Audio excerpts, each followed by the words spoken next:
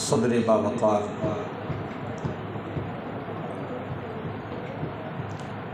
खलीफ़ा शेखुल इस्लाम व हुज़ूर ताज मिल्लत हज़रत हाफ़िज़ कारी आमिर कलीम फ़ारूक़ी साहब सरबराह आला इक़रा एजुकेशनल सोसाइटी कुंडा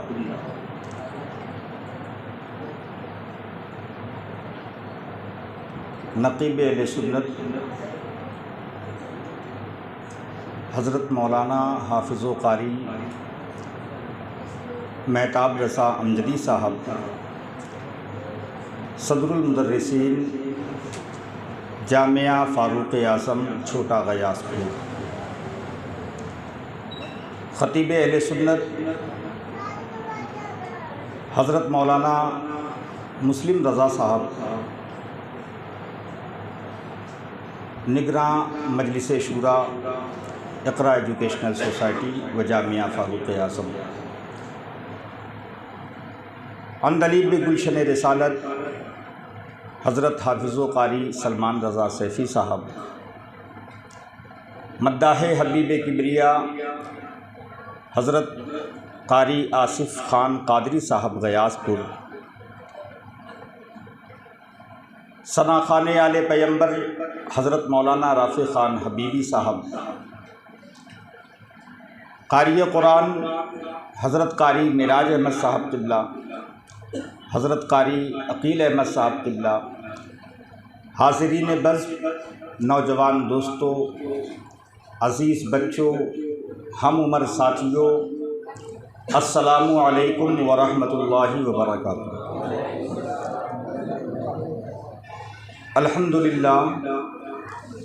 अल्हम्दुलिल्लाहि व कफ़ा व सलामुन अला इबादिहिल लज़ीना इस्तफ़ा अम्मा बाद फ़क़द क़ाल अल्लाहु तबारक व तआला फ़िल क़ुरआनिल मजीद वल फ़ुरक़ानिल हमीद अऊज़ु बिल्लाहि मिनश शैतानिर रजीम बिस्मिल्लाहिर रहमानिर रहीम क़द जाअकुम मिनल्लाहि नूर आमन्तु बिल्लाहि सदक़ल्लाहुल अज़ीम व सदक़ रसूलुहुन नबियुल करीम व नहनु अला ज़ालिका लमिनश शाहिदीन वश्शाकिरीन वल्हम्दुलिल्लाहि रब्बिल आलमीन। सबसे पहले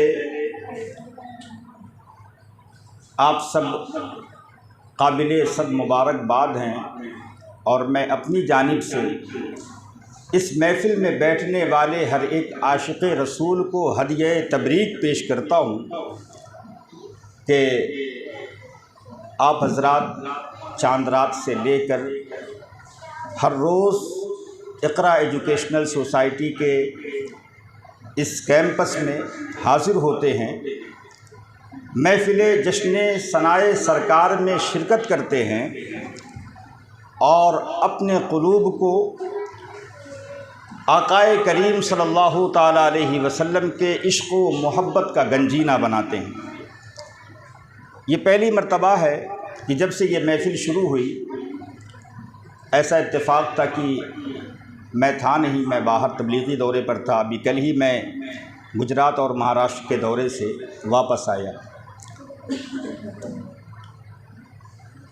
हज़रात, मैं कोई तफ़सीली तकरीर करने के लिए नहीं आया हूँ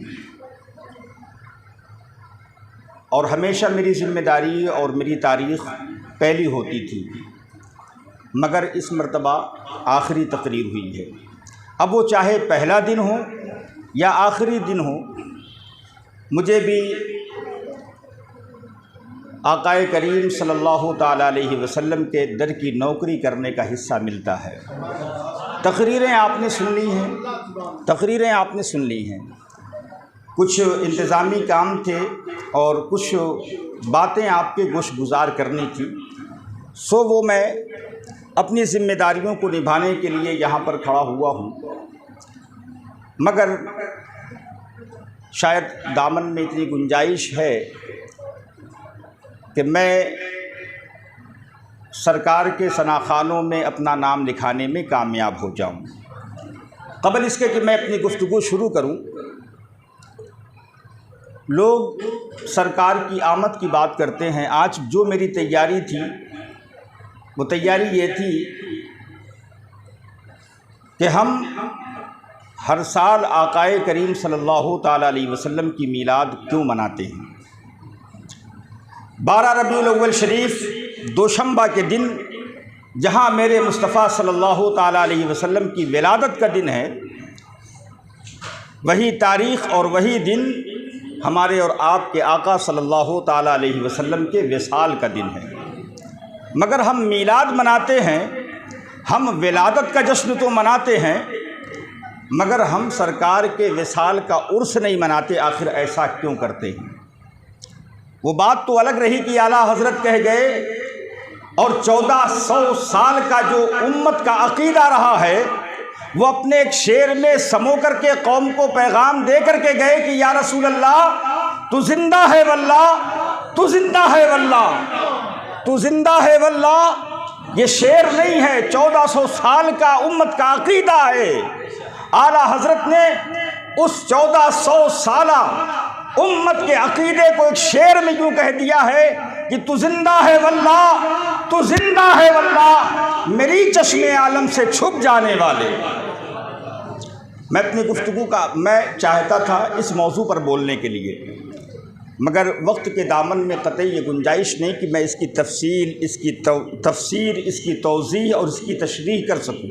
अगर इसे सुनना हो तो अभी बाद नमाज इशा मैं इंशाअल्लाह तबारक व तआला ज़िंदगी ने वफ़ा की तो बाद नमाज इशा आज़ाद नगर में भी एक महफ़िल जश्न सनाए सरकार की, जश्न आमद रसूल की इनक़ाद पज़ीर है। मैं इंशाअल्लाह तबारक व तआला वहाँ अभी मैं बाद इशा बोलूँगा।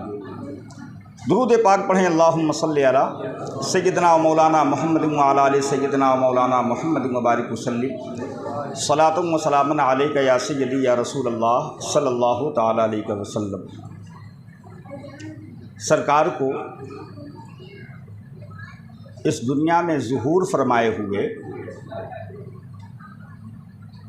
कुछ कम 1500 साल होने को हैं,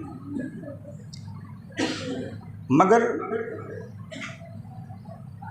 आकाए करीम इस खाकदाने गीती पर तशरीफ़ लाए। उस शाकाने मुस्तफ़ा आपके ज़ाहिरी ज़ुहूर के वक्त से लेकर के आपके मीलाद की महफ़िलें मना रहे हैं और इंशाअल्लाह तबारक व तआला सुबह क़यामत तक मनाते रहेंगे। आज ज़मीन का हर ख़ित्ता, कायनात अर्ज़ी का हर गोशा जहाँ मुसलमान रहते हैं, बसते हैं, जिनके सीनों में ईमान की रोशनी है, हर मुसलमान आकाए करीम सल्लल्लाहु ताला अलैहि वसल्लम की मीलाद की मजलिस अपनी हैसियत के मुताबिक सजाए बैठा है। और क्यों न सजाए, अल्लाह ने अपने महबूब को हमारे दरमियान भेजा है और इस एहसान का ज़िक्र भी अल्लाह ने फरमा दिया है, लक़द मन्नल्लाहु अलल मुअमिनीना इज़ बअसा फ़ीहिम रसूला। मोमिनों, अल्लाह ने तुम पर बहुत बड़ा एहसान किया है कि अपने महबूब को तुम्हारे दरमियान मबूस फरमा दिया है। अपना अंदाज़ ज़माने से जुदा रखते हैं, अपना अंदाज़ ज़माने से जुदा रखते हैं। हम तो महबूब भी महबूब खुदा रखते हैं, अपना अंदाज़ ज़माने से जुदा रखते हैं, अपना मेयार ज़माने से जुदा रखते हैं।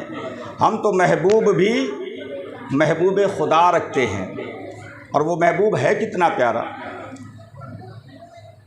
हज़रत जिब्रील आकाए करीम सल्लल्लाहु ताला अलैहि वसल्लम की बारगाह में तशरीफ़ फरमा थे। मिजाज यार है। आकाए करीम अलैहि तहियतु व तस्लीम सिदरा के मकीन जिब्रील अमीन से पूछ बैठे, कम अमरता मिन सिनीन या जिब्राइल, ऐ जिब्राइल तुम्हारी उम्र कितनी है, बताओ तो सही। जिब्रील ने कहा, या रसूलल्लाह अलैहिस्सलातु वस्सलाम, मुझे अपनी उम्र का ठीक अंदाज़ा नहीं है, एक हिसाब बताता हूँ, आप हिसाब लगा लें। या रसूलल्लाह अलैहिस्सलातु वस्सलाम, जब अल्लाह तबारक व तआला ने मुझे पैदा फरमाया तो चौथे हिजाब में एक सितारा चमकता था। क्या चमकता था? एक सितारा चमकता था। वो सितारे की खुसूसियत ये थी कि या रसूलल्लाह वो 70,000 साल के बाद एक मरतबा चमकता था।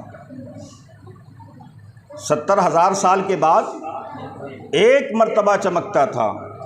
या रसूल अल्लाह, उस सितारे को मैंने चौथे हिजाब पर 72,000 मर्तबा चमकते हुए देखा है।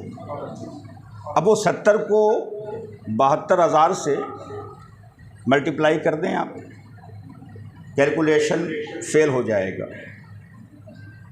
कहा जिब्रील, तुम्हें पता है वो जो चौथे हिजाब पर 70,000 साल के बाद सितारा चमकता था और जिसे तुमने 72,000 मर्तबा देखा है, जानते हो सितारा कौन है? कहा नहीं या रसूल अल्लाह। आका फरमाते हैं वइज़्ज़तु रब्बी अना ज़ालिकल कौकब, ऐ जिब्रील, मुझे अपने रब के इज़्ज़त व जलाल की कसम है, जिस सितारे को तुमने 72,000 मर्तबा देखा है, जो 70,000 साल के बाद चमकता था, अना ज़ालिकल कौकब, मुझे अपने रब के इज़्ज़त की कसम है, वो सितारा मैं मोहम्मद हूँ। वो सितारा कोई और नहीं, मैं मोहम्मद हूँ। और बात आ गई है हज़रत जिब्रील की, तो यहाँ से आप सुनते चले।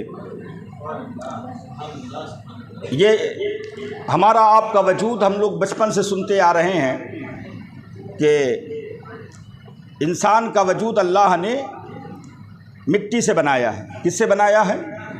हमारा और आपका वजूद मिट्टी से बना है। कुरान ने भी कहा है खलक़ल इंसान मिन सलसालिन कल फ़ख़्ख़ार, हमने इस इंसान को खनकती हुई मिट्टी से बनाया है।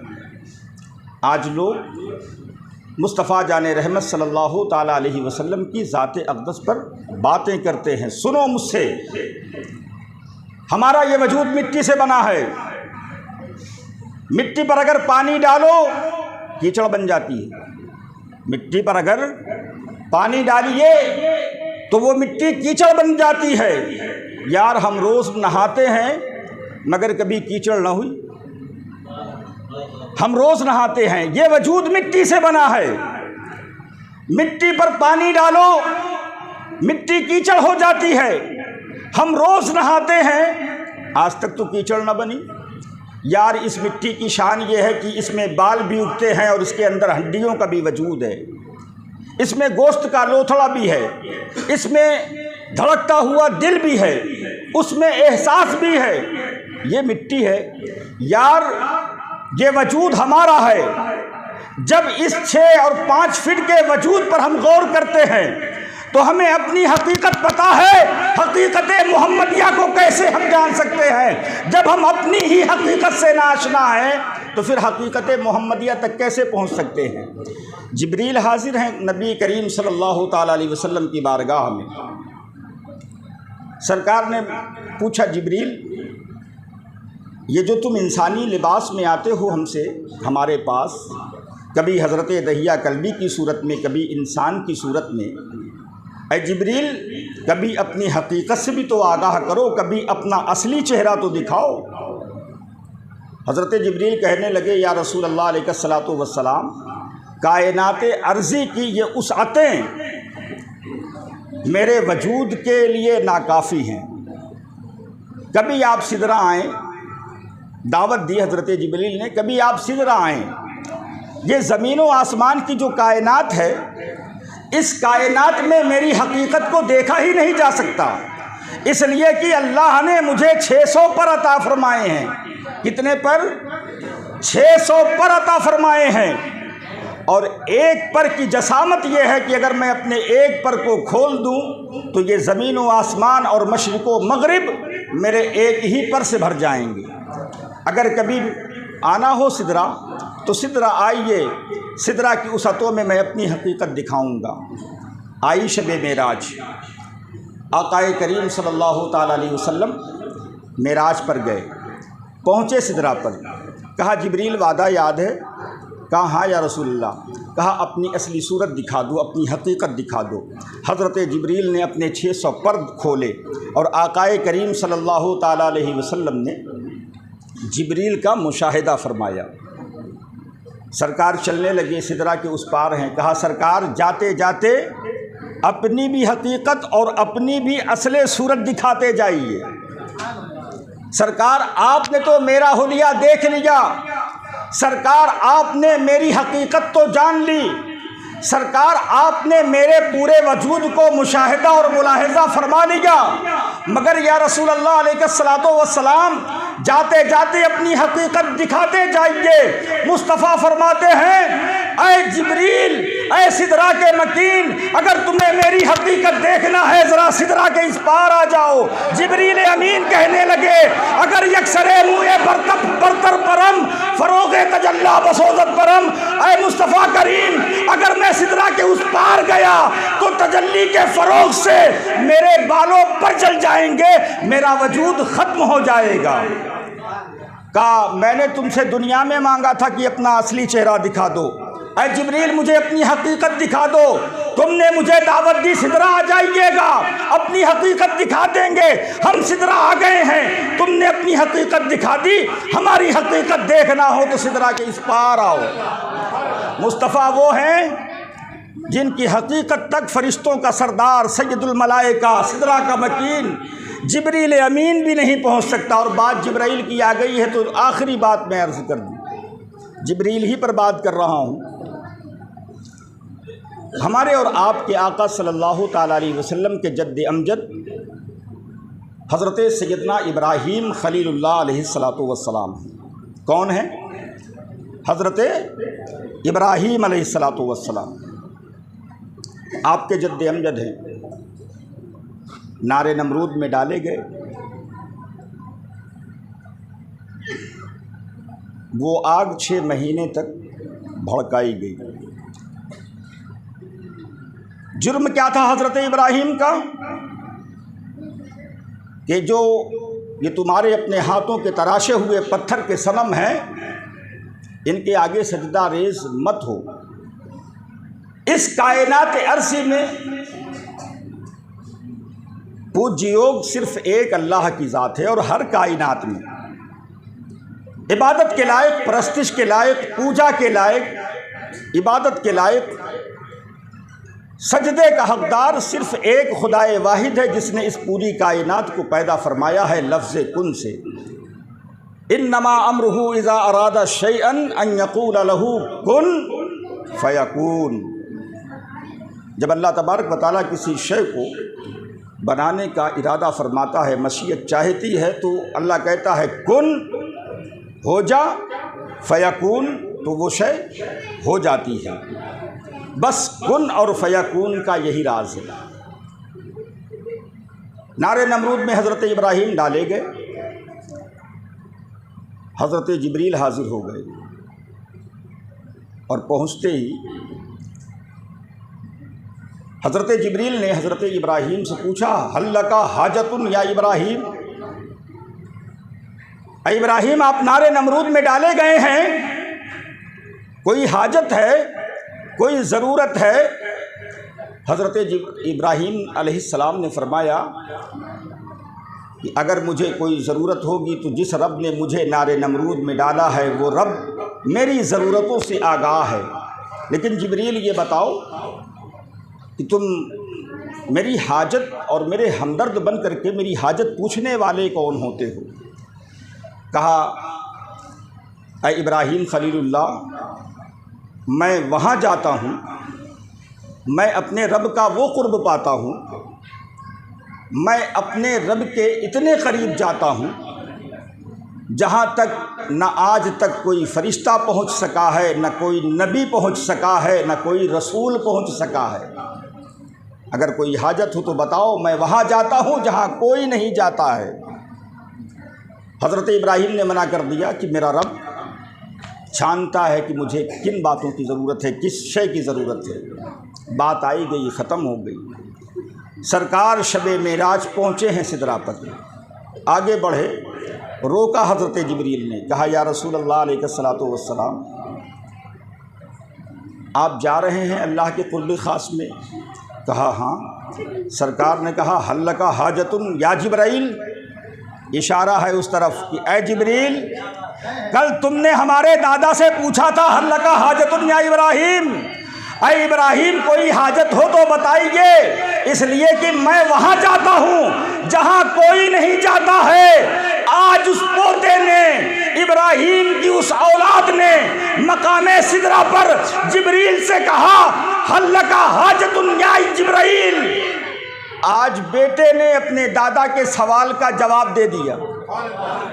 और जब जिब्रील ने नारे नमरूद में पहुंचे हुए हजरत इब्राहीम से पूछा था, हल्लका हाजतुन या इब्राहीम, तो इब्राहीम ने मना कर दिया था, मुझे कोई ज़रूरत नहीं है। मगर जब मुस्तफ़ा करीम ने हज़रत जिब्रील से पूछा, हल्लका हाजतुन या जिब्राईल, ऐ जिब्राईल कोई हाजत हो तो बताओ, इसलिए कि जहाँ मैं जा रहा हूँ वहाँ आज से पहले न कोई गया है और न सुबह क़यामत तक कोई जाएगा। इसलिए कि अब तो रब से मुलाकात का वो मौका आ रहा है कि फ़काना काबा कौसैन औ अदना, दूरी फ़कत इतनी है कि एक कमान या उससे भी कम।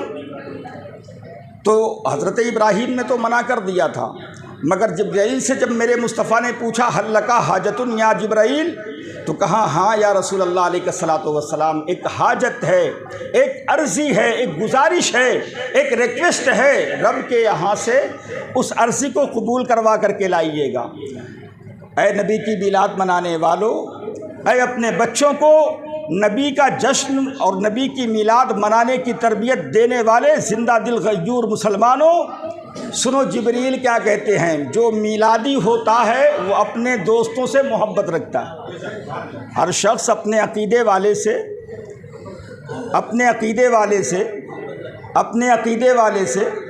मोहब्बत रखता है। कहा, जिब्रील क्या हाजत है? कहा, या रसूल अल्लाह अलैहिस्सलातु वस्सलाम, जब आप रब के क़ुर्बे ख़ास में जाएं, क़यामत का दिन होगा, आपकी उम्मत बड़ी कमज़ोर, बड़ी नातवां और गुनहगार होगी। जहन्नम के ऊपर एक पुल रखा जाएगा, जन्नत उसके बाद होगी। पहले जहन्नम के ऊपर पुल और उसके बाद जन्नत। जन्नत तक पहुंचने के लिए उस पुल से गुज़रना होगा। जन्नत तक पहुंचने के लिए भाई इलाहाबाद पहुंचना है तो आपको गंगा पार करना ही पड़ेगा। बग़ैर गंगा पार किए हुए कुंडा की जानिब से आप किसी तरफ से भी जाएं, गंगा पार करना ही पड़ेगा। जन्नत तक पहुंचने के लिए उस पुल से गुज़रना ही पड़ेगा। और तमसीलन, बतौर मिसाल आपको समझाने के लिए ये कहा जाता है कि वो जो पुल होगा उसका नाम सिरात है और वो बाल से भी ज़्यादा बारीक और तलवार से भी ज़्यादा धारदार है। हज़रत जिब्रील कहते हैं, या रसूल अल्लाह अलैहिस्सलातु वस्सलाम, जा रहे हैं रब से मुलाकात के लिए, एक हाजत है, आपकी उम्मत बड़ी गुनहगार है। हाफिज़ तस्लीम साहब ऐसे तशरीफ़ लाएँ, तकरीर डिस्टर्ब ना करें, ऐसे आ जाएं, कहाँ मान लिया कीजिए। उम्मत बड़ी गुनहगार है।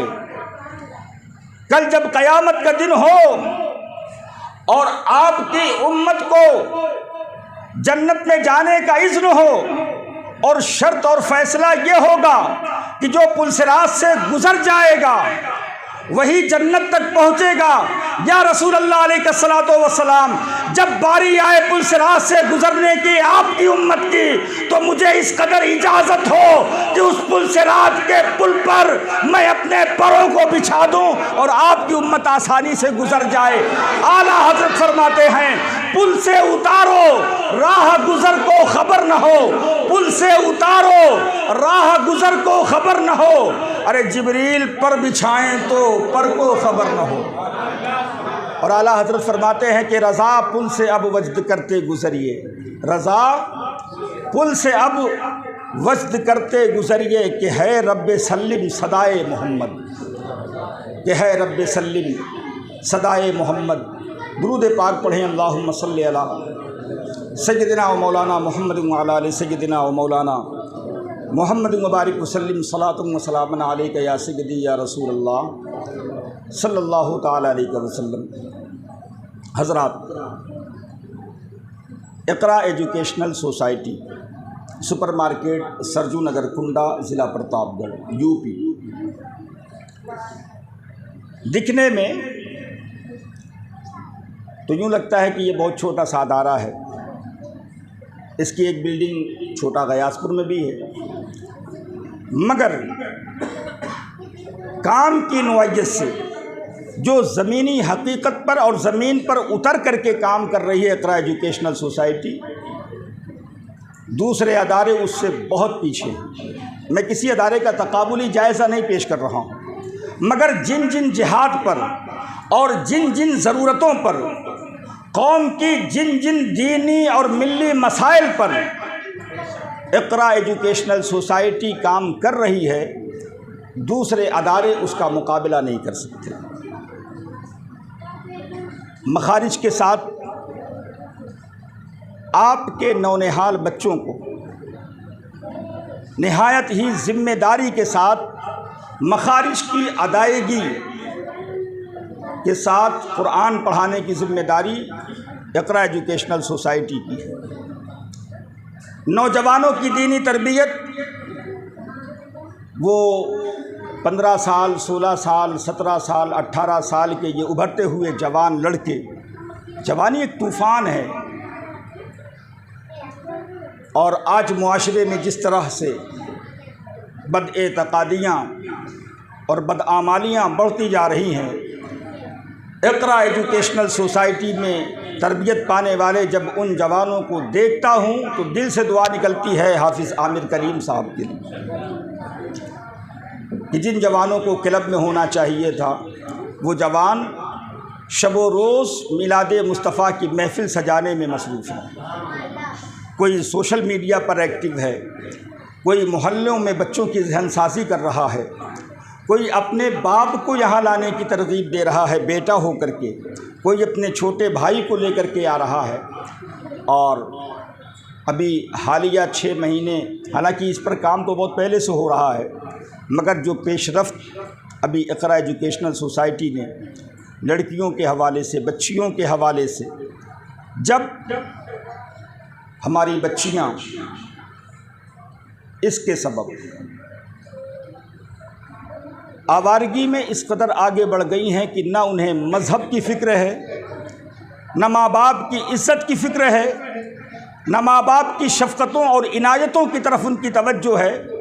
इक़रा एजुकेशनल सोसाइटी ने इर्तिदाद की जानिब बढ़ते हुए उस काफ़िले के सामने इक़रा एजुकेशनल सोसाइटी एक बहुत बड़ी रुकावट बन कर के खड़ी हुई है।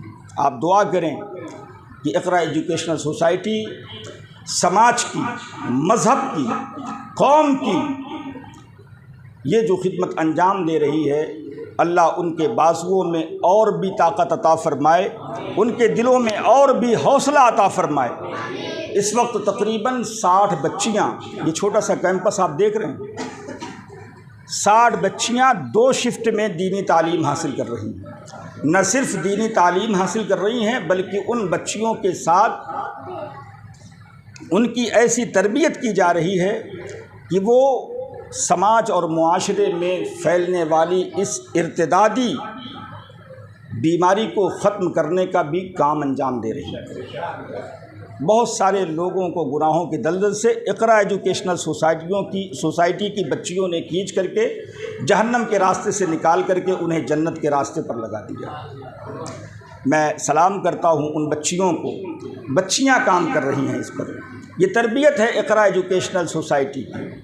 हमारे वो जवान बच्चे, मैं कुछ बच्चों का नाम भी लूँगा, मेरे जाने पहचाने चेहरे हैं और उनका बचपना भी मेरी निगाहों के सामने है, उनकी जवानी भी मेरी निगाहों के सामने है, और उनकी जो तरबियत हो रही है।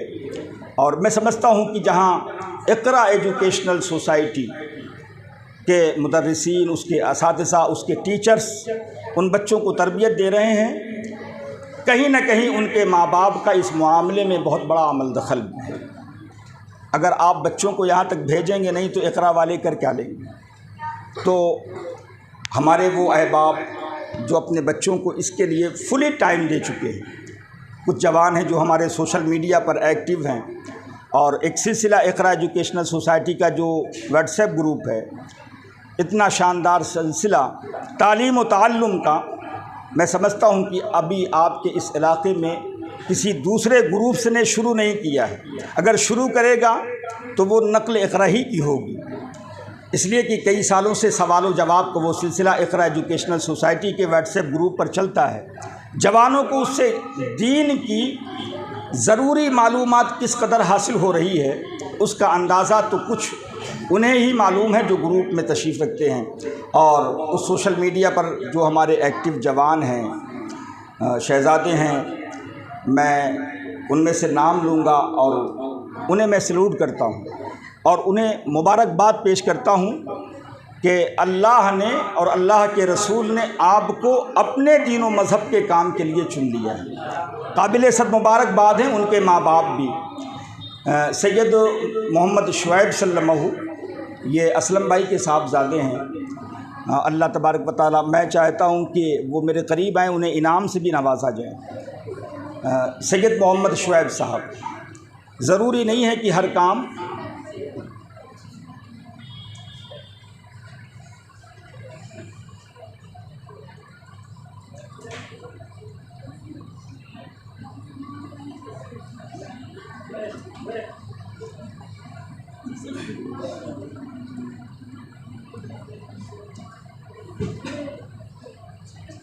ये देखें आप, ये जवान हैं हमारे जो सोशल मीडिया पर एक्टिव हो कर के रोज़ाना सवाल बनाते हैं। सवाल को टाइम से, इनका पूरा ग्रुप है, इक़रा एजुकेशनल सोशल मीडिया का एक पूरा ग्रुप है, उसमें 5 लड़के अहम हैं, उस टीम का ये हिस्सा हैं।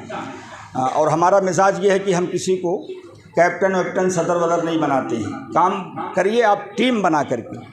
और ये हमारे शुएब भाई हैं, सैयद शुएब साहब, जो पूरा वक्त अपना जब यहाँ रहते हैं तो वो इक़रा एजुकेशनल सोसाइटी को, मैं हज़रत मौलाना मुस्लिम रज़ा साहब को दावत दूंगा कि वो तशरीफ़ लाएँ और अपने मुबारक हाथों से हमारे शुएब भाई जो असलम भाई के साहबजादे हैं, इन्हें इक़रा की जानिब से इनाम से नवाजा जा रहा है। आप खैर मकदम करें, नारा लगाएं, नारे तकबीर, नारे रिसालत, मसलके आला हज़रत, जश्न सनाए सरकार, इक़रा एजुकेशनल सोसाइटी। ये हमारे वसीम भाई हैं, मोहम्मद वसीम ख़ान साहब, उनके साहबजादे अज़ीज़म मोहम्मद कैफ़ ख़ान सल्लल्लाहु। मैं उनसे गुजारिश करूँगा कि वो कम अज़ कम मुझ तक तशरीफ़ लाएँ ताकि उन्हें भी इनाम व इकराम से नवाजा जा सके। ये देखिए, ये जवान हैं, ये आप यूँ समझें कि इक़रा की रीढ़ की हड्डी हैं ये जवान।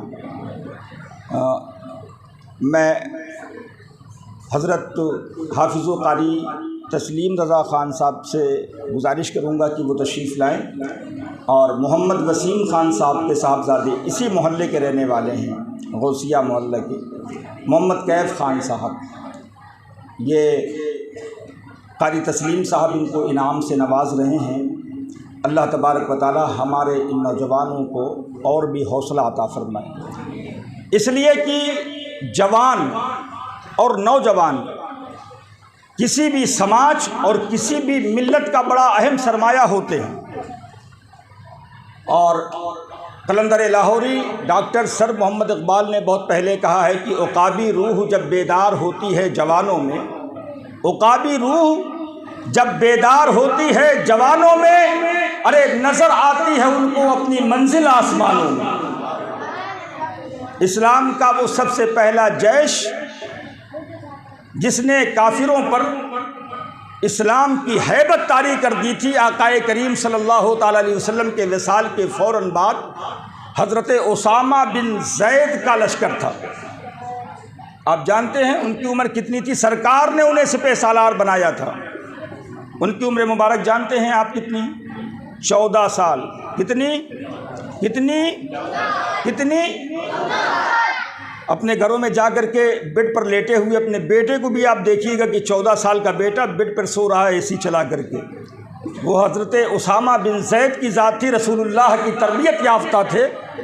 इस्लामी लश्कर को उस 14 साला नौजवान के सिपह सालारी में भेजा था और सरकार का उसी असना में विसाल हो गया था। लोगों ने बहुत समझाया हज़रत अबू बकर को कि आप इसे रोक लें, मदीने में कोई फ़ौज नहीं है, अगर बाहर से कोई हमला हो गया तो मदीने की साख बचाना मुश्किल हो जाएगा। हज़रत अबू बकर सिद्दीक़ रज़ियल्लाहु ताला अन्हु ने फरमाया, ज़हबत सयाब, अगरचे अबू कहाफ़ा के बेटे अबू बकर को भेड़िए क्यों ना उचक ले जाएं, मगर जिस लश्कर को रसूलुल्लाह ने इस्लाम की सरबलंदी और सरफराजी के लिए रवाना किया है, अबू कहाफ़ा के बेटे के अंदर मजाल नहीं है कि उसामा बिन ज़ैद की सरबराही और उनकी सिपह सालारी में निकलने वाले इस लश्कर को मदीने की हिफाजत के लिए वापस बुला। उकाबी रूह जब बेदार होती है जवानों में, नज़र आती है उनको अपनी मंजिल आसमानों में। मैं एक तीसरा नाम है, और अच्छा, ये खुर्शीद भाई के साहबजादे हैं, फ़ारूकी भाई PCO वाले, बहुत पुराना नाम है और मोहल्ले में बड़े मशहूर आदमी हैं। उनके साहबजादे मोहम्मद यावर फ़ारूकी, और इनकी एक्टिविटी तो मैं ख़ुद देखता रहता हूँ। वो जो इक़रा में सवाल और जवाब आता है ना व्हाट्सएप ग्रुप पर, शायद उसको तैयार वही करते हैं। मैं गलती से ये नाम मुझसे निकल गया है, कल से लोग उनको फ़ोन करना शुरू करेंगे कि जवाब क्या है। ये नाम मुझे नहीं लेना चाहिए था इस हवाले से कि सवाल जवाब वही तैयार करते हैं। पूरी टीम है, वर्क करती है, कोई ज़रूरी थोड़ी है कि कल वाला सवाल यावर भाई ही बनाए हैं। मैं मोहम्मद यावर फ़ारूकी साहब, जो हमारे खुर्शीद भाई बड़े करम फरमा हैं हमारे, ये उनकी तरबियत है और उनके दिलों में इस्लाम की बड़ी अज़मतें हैं। मैं मोहम्मद यावर फ़ारूकी से गुजारिश करूँगा कि आप तशरीफ़ लाएँ। नहीं है तो उनके अब्बा ही को दे दीजिए।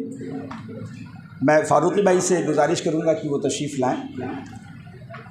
और ये तो होता ही है, अगर दीन का काम हो रहा है तो बाप बेटे मिल कर के करेंगे।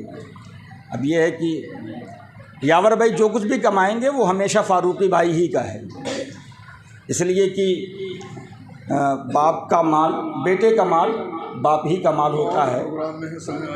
अच्छा, वो एक दूसरा प्रोग्राम चल रहा है, वो वहाँ प्रोग्राम में पहुँचे हैं। मैं हाफिज़ सामिर साहब से गुजारिश करूँगा कि हमारे बहुत ही करीबी दोस्त मद्दाह हबीब किबरिया हज़रत मौलाना मेहताब रज़ा साहब, जो जामिया फ़ारूक आज़म के सदरुल मुदर्रिसीन भी हैं, मैं उनसे गुजारिश करूँगा कि वो आएँ और अपने मुबारक हाथों से यावर भाई की अमानत फ़ारूकी भाई के हवाले करें। हालांकि फ़ारूकी दोनों हैं, खुर्शीद भाई के हवाले करें। नारे तकबीर, नारे रिसालत, मसलके आला हज़रत, इक़रा एजुकेशनल सोसाइटी। चौथा नाम जो हमारी लिस्ट में है वो अज़ीज़म